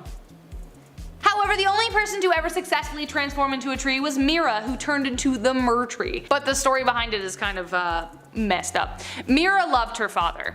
A little too much. Like way too much. She was in love with her father and desperately wanted to be with him. She knew it was wrong and tried everything to resist the gnawing desire inside of her, even trying to take her own life. Her nurse found her and, fearing ever parting with her, decided to work up a scheme to hitch the two together. On the celebration of Bacchus, the queen hitched town, so the bed was empty. You see where this is going. Disguised as a maid, the nurse brought Mira to his bedchamber for 12 straight nights. On the final night, the king, overwhelmed with curiosity, removed the mask she was wearing.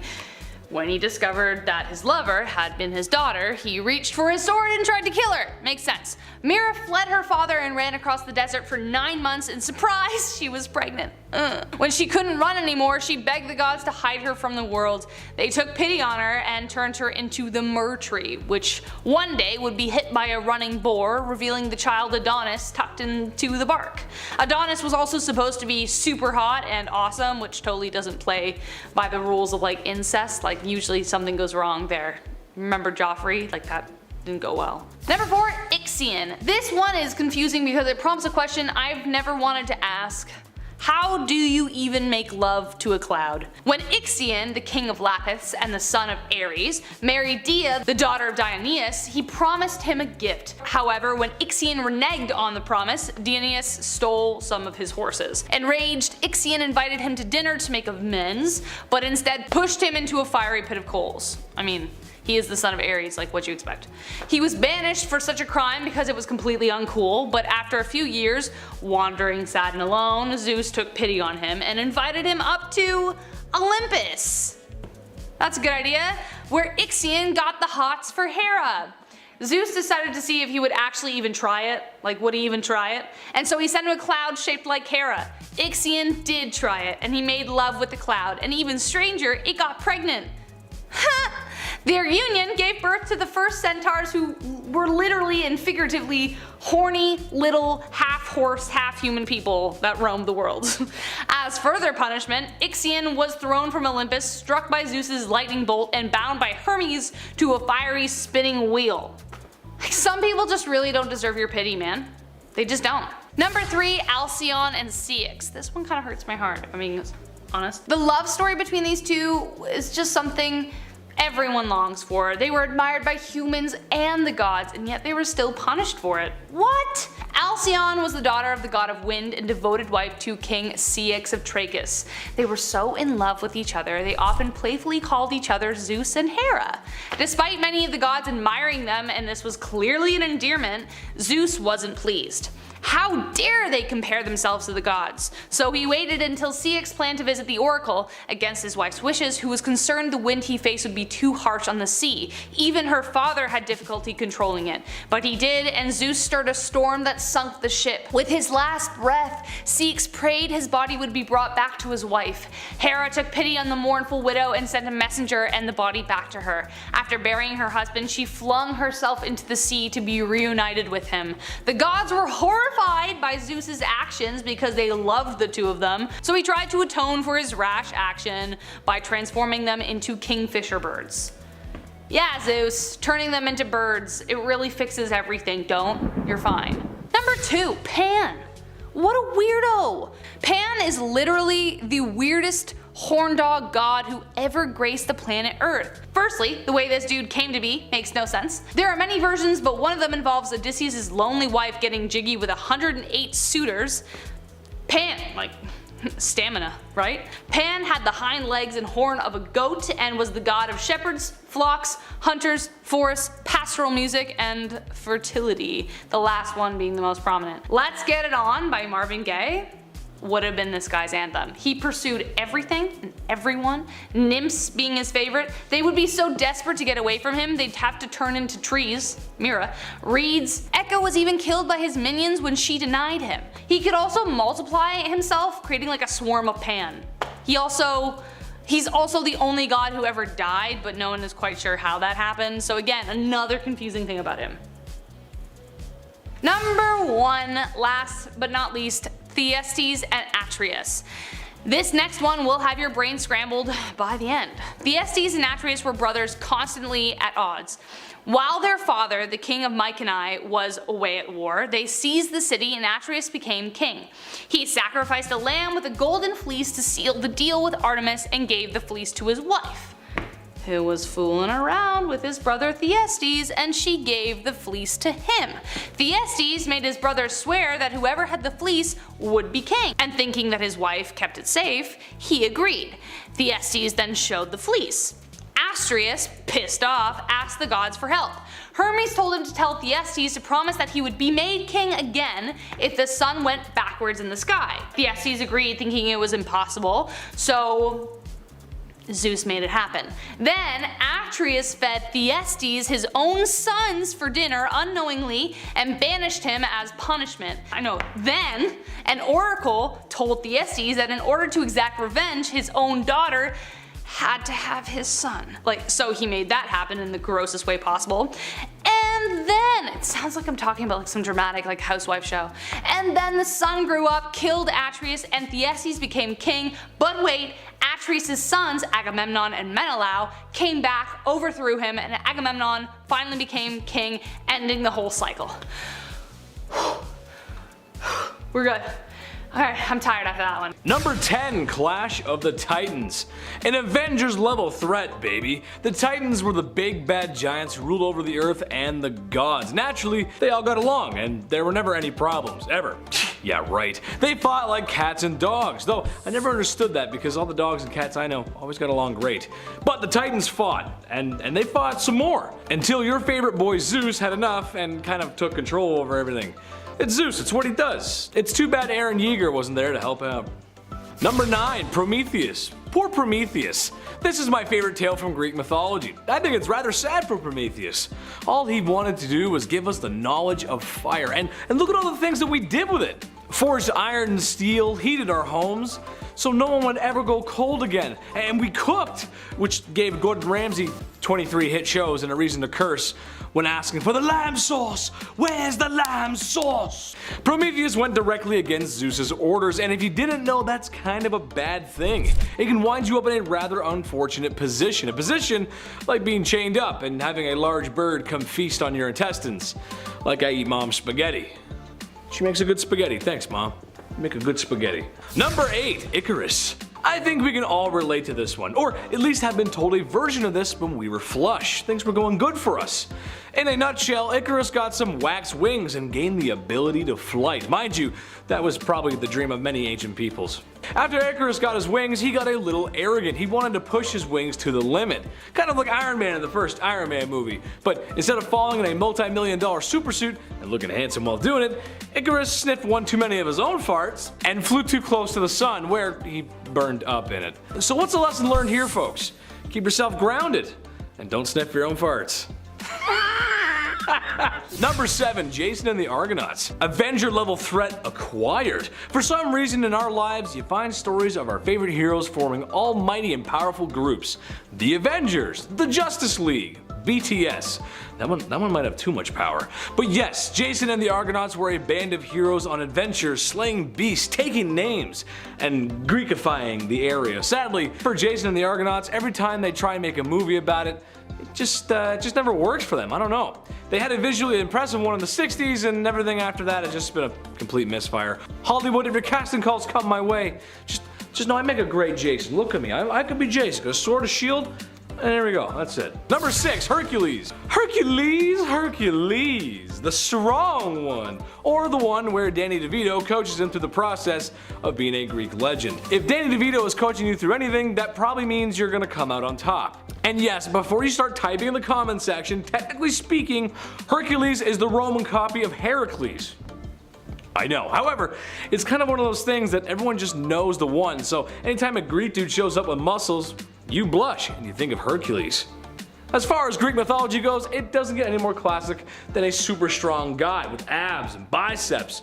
Maybe a little bit of olive oil on it, I don't know. And while on the subject of their miraculous medicine, how about a medical mystery we may never solve? Were they colorblind? Interesting, I know. I hope I got your attention with this one because even I looked twice when I found the journal article on this. So this theory comes from a few historical sources and some historian opinions. According to Mark Bradley, associate professor of ancient history at the University of Nottingham, color operated in a very different way in history from what we use today. According to him, the Greeks viewed color essentially as the visible outmost shell of an object. So fire wouldn't be red, it was fire colored. Dirt wouldn't be brown, it'd be dirt colored. The sky would be sky colored. Skin would be skin colored. They wouldn't talk in the terms of abstract color labels like blue, mauve, chartreuse that we use today. This explains why conversations of ethnicity don't show up much in ancient Greece. That's some context for you. Anyways, a great example is how Homer, in his famous works like the Iliad and the Odyssey, described the Mediterranean Sea as a wine-dark sea. Have you ever looked at the ocean and thought, ah yes, grape juice. Homer actually only names a few color terms and uses the same colors to describe objects that look quite different, such as comparing the color of a seagull to that of a bush. Two very different things. So if this theory is true, it would really suck to see the world in a little bit less color than we do now. Another mystery, but one to fear, would be the unknown plagues. Anyone who happened to be living in Athens in 430 BC had about a 25% chance of dying in a horrible, horrible way, and historians aren't really sure exactly what happened. So the basics are, it was during the Peloponnesian War, and Athens was under siege when an illness broke out. It's assumed the illness was brought by invading soldiers in their blood or in their mucus. It's very 2020 pandemic style. It lasted for around 5 years, and the death toll was catastrophic on top of the war. Most of what historians know about the plague comes from the writings of Athenian general Spartacus, and what he described isn't anything clearly recognizable as one particular plague or illness,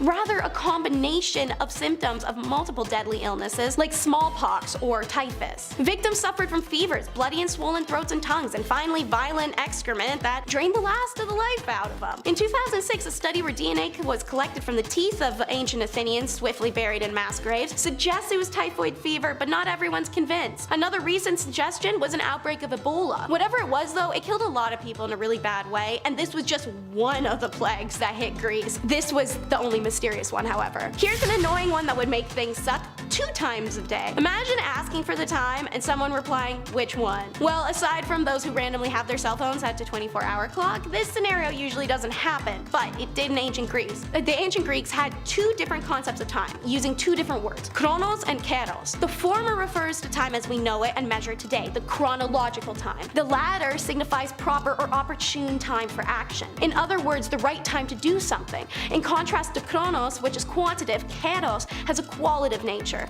Where there's a time, there's a place. Ancient Carthaginians thought kairos to be one of the most fundamental laws in the universe. In Aristotle's scheme of rhetoric, kairos plays a very important role, as for him kairos is the time and space context in which proof will be delivered. One watch on each wrist, ladies and gentlemen, because one will tell you it's 4 p.m. and the other will tell you it's time to dump your girlfriend. And by checking your time for action watch, you may know if it's time to get pluck-ins. As you can probably guess from looking at the statues and other works of art they left behind, the ancient Greeks weren't a fan of bodily hair. To be smooth was to be the epitome of beauty, but whoever went for a wax in ancient Greece would have been in for a rough ride. There wasn't waxing solutions or razors. You sat there and plucked out every hair on your body one at a time. You could always burn your body hair off, that was a popular option, but I mean, you have your risks with that. Now strangely, less is more didn't apply to eyebrows, where people were trying to grow a literal bush. Monobrows were a highly desirable look to be prized or envied, so makeup and fake hairs were applied.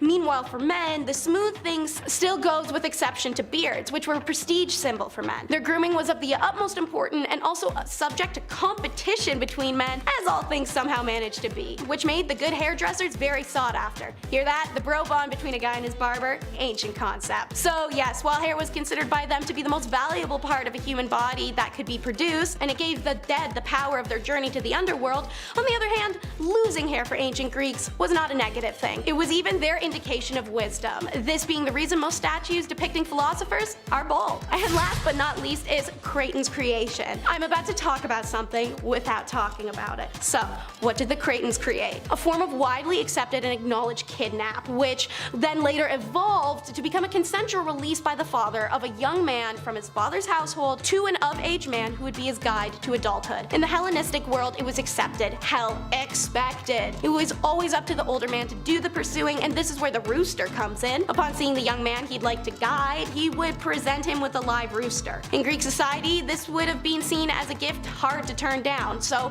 few young men did, and so began the relationship. Think of the other name for a rooster, so this is kind of a really metaphorical gift. Anyways, traditionally, they would go out into the wilderness together so the young man may learn hunting, fishing, navigation, foraging, plant identification, and pore over poetry and literature. Later, the young man and his guide would return back to their home city with the young man as a comrade to the man now, living with him in the city to learn manly responsibilities there instead of the back 40s. But of course, such relationships couldn't last. It was customary for the man to release his young companion as soon as the latter started to grow facial hair, which genetically is different for everyone, so some men got away easier than others. The young man could then either continue his relation with the guide or publicly denounce him for any misbehaviors that occurred during their time together, which might might as well be the barest minimum punishment for an essay to have ever existed in human history, which is why it easily tops the lists of reasons why living in ancient Greece would have been impossible. Number 10, Dionysia.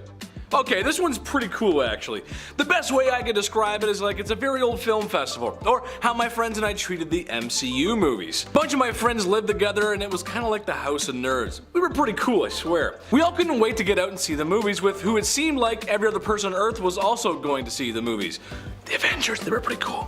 That's what Dionysia in a nutshell is. Just less Captain America and no spandex. People would flock Athens to come watch plays in their huge amphitheaters. And oh, of course, just like all parties on this list here, there's gonna be lots of food and drink and wine. Can't have a showing without wine. Can't have that. Number 9. Kotobos. Well, in case you're wondering, yes, I have been to a few parties in my life. High school and college were times of great nights and even worse hangovers. Well, what can I say? I just enjoyed my time with friends and even strangers sometimes. And of course, I may or may not have had a few beer. That depends on if my mom's watching this video or not. I'm sorry, Mom. I also may have partaken in a few drinking games like Flip Cup, King's Cup, and my favorite, beer pong. You're looking at the basement champion there, folks, the number 1. You're looking at, I'm number 1, brother! Well, surprisingly enough, even in ancient times, the Greeks enjoyed drinking games. You wouldn't think. A game called Kotobos. The objective of the game was to swirl your cup around and throw it at targets. A lot of times inside the home. To me, it sounds like I'm going to need a towel for all that spilled liquid. I gotta clean up before Mom gets home or else I'll be in trouble. Number 8, frat parties. Okay, so given that they love to drink and party and as well as play games, it seems to make sense that the comparison of a modern day frat house is that of to the Greeks and the whole fraternity thing, their Greek names. What I'm getting at is sometimes the frat houses aren't the most well taken care of. Have you ever seen Animal House? Yeah, exactly, you know what I mean. Well, as it turns out, the ancient Greeks might have had some frat behavior themselves besides the drinking games. And actually, besides wearing togas, I'm not sure if that was true or not. The Greeks would sometimes throw furniture around in their stupors. It's so strange, you just think of them being such educated wise men, not toga partying 70s animals, but here we are. Number 7, catch the cross. Here's a modern one for you that I think was pretty cool. Always learning here at Bumblebee. This is new for me. Catching the cross may sound like something you do at a wedding. Instead of a bouquet of flowers, you catch a little Jesus. There you go. Oh, over here. Oh, I want it. All jokes aside, this is one of the biggest celebrations of Orthodox Christians. Basically, it works like little weights your mom bought for the pool so you can practice diving. A priest throws a cross in a holy blessed body of water, and then young men from around all the village come and dive to retrieve it. Diving for weights was one of my favorite things to do as a kid. A cross? Sure, we'll go for it. We'll do it. Let's go. I'll dig up some Jesus. Let's go. Number 6, Ragutsaria. Halloween. North American children's favorite fall holiday. When I went to college, I made friends with a lot of international students, and for a lot of them, it was going to be their first Halloween that coming fall. It was a pretty cool experience to have their first with me. It was pretty cool. Who doesn't love Halloween? Personally, I prefer the costumes that were funny over scary, right? I've done so many funny things. Well, what if I told you that there's a similar holiday in Greece, just less Value Village costumes? In January, people in Castoria City wear scary masks and exorcise demons from the city. Who are you gonna call? Once all these spooky demons have been scared off, the masked people pass by where they sometimes receive coins for their ghost-busting services. That's kinda cool. You wear a mask, go scare someone, and then you get a coin. There's a coin for you. Have a coin. I'll take the drachma. Do they still use drachma? No, it's euros, right? Number 5. I had the high ground, Anakin. According to a disputable legend, however, given my semi-okay Palpatine impression, I had to include this on the list. Basically, Emdocles was a smart dude and had just earned himself a decent track record. He helped save people. Dude was credible. He gained somewhat of a following afterwards, almost to the point of worship. This may have gone to his head as he started to believe his own divineness and jumped into an active volcano, where strangely enough, he does not come out of it. Now I wonder what would have caused that to happen. Perhaps maybe he didn't have a certain galactic friend who was the Senate, the whole Senate and nothing but the Senate, and could shoot lightning out of his fingertips and help out of someone of the burning lava, yes. Number 4, manure burial. Heraclitus had edema, which is basically some bloating in the hands and feet due to excess water and fluids in the body. Not a big deal. Although sometimes in ancient times all diseases were serious because, well, in ancient times, frankly, a papyrus cut could be the difference between you attending the next celebration of town or taking a cruise down the river Styx. Heraclitus had a solution for this. As a learned man, he was never wrong. So what was his scientific medical solution to his ailment that might have gone away on its own? Well, he basically buried himself in manure so it would get rid of the excess water in his body. Yeah, I don't know how that works either. Unfortunately, he was attacked and eaten by wild dogs in his mud bath. He did not make it out. Number 3, Boys Club. Hypatia was a female philosopher at the Library of Alexandria, something that any archaeologist or historian would give their right kidney to witness in its glory. What's so scandalous about her, besides being a woman with knowledge that would scare a lot of men at the time? Things were alright until a Christian mob discovered she was a pagan. Well, this certainly could not stand, and in probably the weirdest assassination attempt ever, she was unalived by being sliced with clamshells. Or roof tiles. The translation gets a little lost. Regardless, we're not playing Clue here, so it doesn't matter if the Christian mob uses the shells in the library or not. The fact is, an intelligent woman who taught others was removed for no good reason. Number 2. Countrymen, lend me your ears. Zeno of Elea was a learned man, and in a rebellion against his leader Nearchus, he was captured and received the beating only a stepson would know. However, in Zenos' final act of defense, he asked Nearchus to come close so that he could whisper in his ear. And channeling his inner Mike Tyson, reeled back his head and came in to take a bite out of his ear like Scruff McGruff the dog takes a bite out of crime. Sure, he was victorious, but history tends to remember things like that. You got a page in a textbook somewhere, Zeno. Number 1. Zeus. Does this man deserve an introduction? Here's another topic that could honestly be its own video. Zeus, the god of gods, the man with all the power and the affinity for tossing lightning bolts the same way Gordon Ramsay tosses salads. But I'll just write them off for you. Turned his first wife into a fly and ate her. Constantly unfaithful to his other wives. Tied Prometheus to a rock and had his liver eaten by a bird. Wiped out humanity. Cursed a man to push a boulder up a steep hill for eternity. And made Atlas put the world on his shoulders. Shout out to my people in the audience who get anxiety trying to order a pizza over the phone. Now imagine you have to literally hold the whole world on your shoulders. Oh, too much pressure. Yes, I know Zeus is mythological, but a lot of others on this could be as well. This was a long time ago. Some documents just didn't live that long. Number 10, Greek pyramid.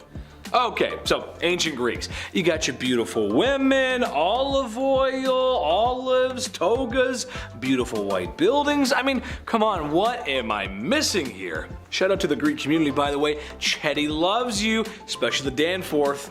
It's a Toronto thing. Well, what if I told you ancient Greeks built a pyramid? 2 to be exact. What? I know, right? They are nothing close to the size or the ones that are in Egypt, but that's okay. Nothing's gonna be like those because those ones are the best. More interesting than that is that we don't really know that much about them. They are notably in poor condition, and scientists are still speculating on who, what, when, why, and how. All we know is the where. It's in Greece. That's all we got so far. Kind of interesting though. You think pyramids are Egyptian, but no, they're in Greece too. I guess they're everywhere. Who knows? Anyway, number 9, Greek computer. The Antikythera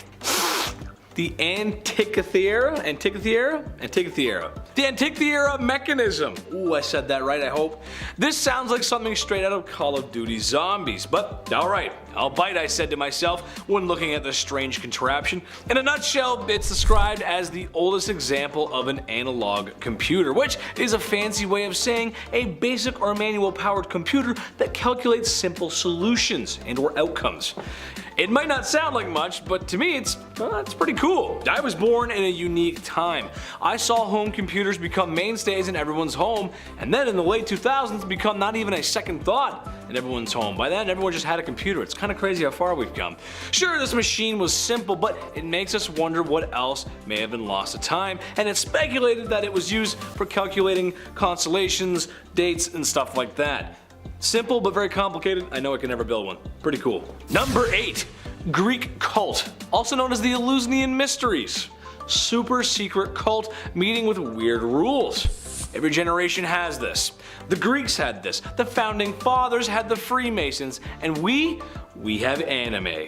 Anime North, right? No, I'm just kidding. I love you guys. I'm just joking around. Trust me, there's some crazy clubs out there, man. This cult was so mysterious that, Well, the word mysterious kind of comes from that. It was all about Demeter and her daughter Persephone, and to join, you can't have unalived anybody. That was like the main rule. You can't have a rap sheet, bro. No rap sheet.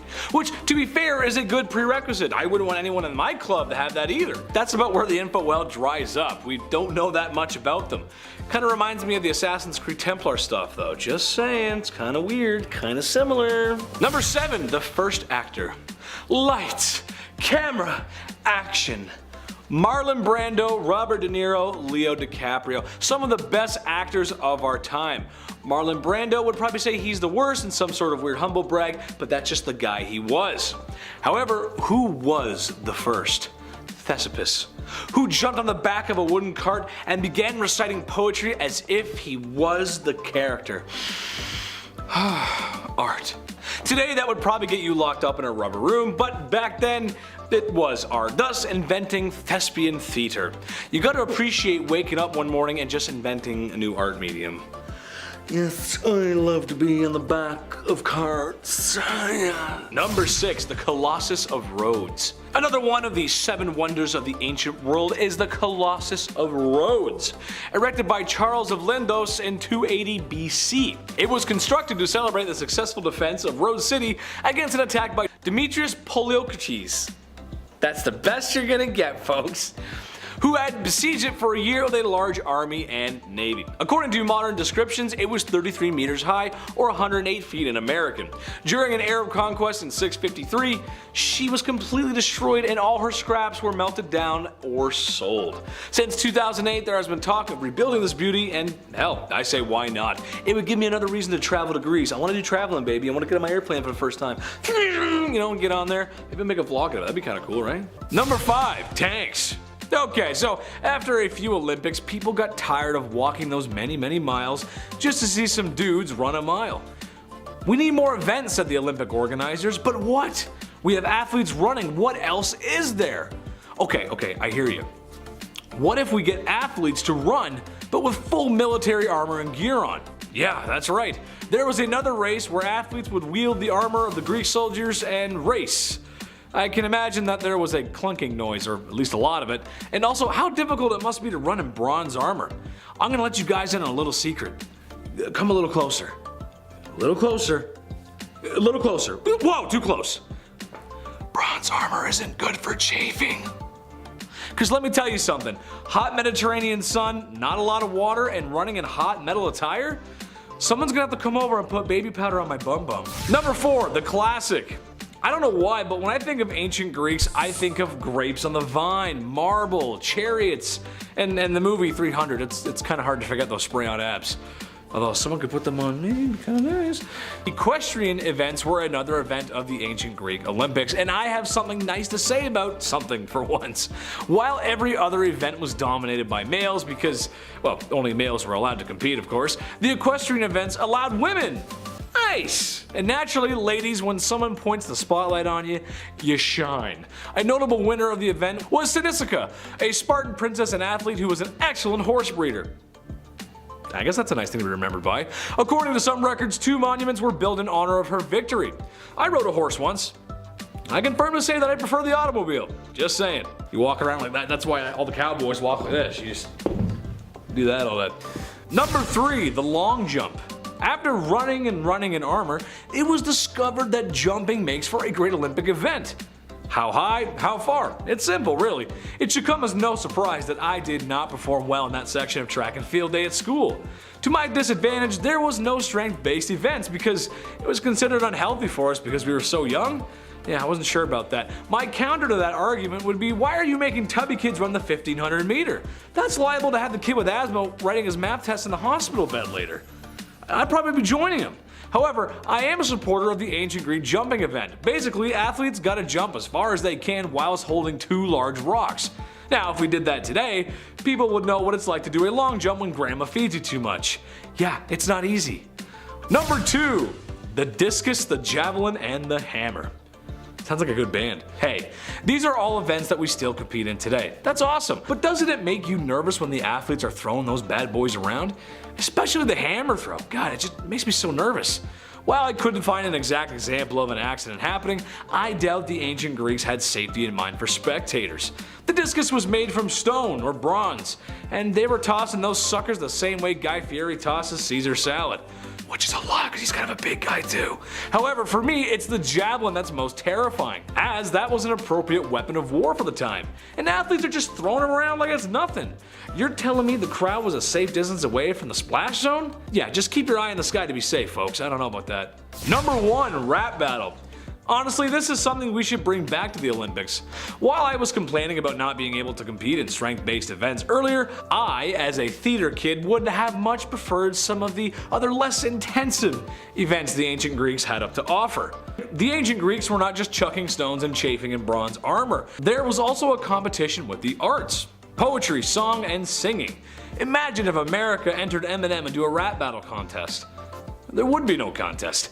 Imagine if Canada entered one for musicians. K.D. Lang, Celine Dion, and Anne Murray just singing Angels.